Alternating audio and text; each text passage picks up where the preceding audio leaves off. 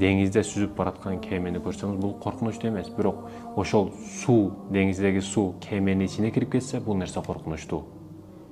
Ал учурда коркуш керек. Эмнени айткым келет? Эгер бул дүйнөдө адамдардын жашап жатышы таң калыштуу нерсе эмес. Бирок дүйнө адамдардын ичине кирип калышы бул коркунучтуу маселе да. Себеби кетсе, сен да кошо кетесиң деген. Ошондуктан дүйнөнүн бул мал мүлктү ичке эмес, сыртыңда, колуңда карма. Колуңдагыны кимге кааласаң коркпойсуң, ойлонбойсуң, жүрөгүң сыгылбайт, тыккат болбойсуң, кыжаалат болбойсуң, сарсана болбойсуң, каалаганыңа мынча, мынанча деп бере бересиң. Бизнес кыласың, банкрот болосуң, эч нерсе болбойт, себеби ичиңде эмес да ал дүйнө. А ичиде болсо сыгыласың, кайгырасың, банкрот болдум деп жашоо тарайып, кысылып, сыгылып, жерден өзүңдү ойдуң таппай каласың. Ошондуктан урматтуу мекенештер, эмнени айткым келет? Чоң нерселерди ойлогон адам кичине нерселерге маани бербейт.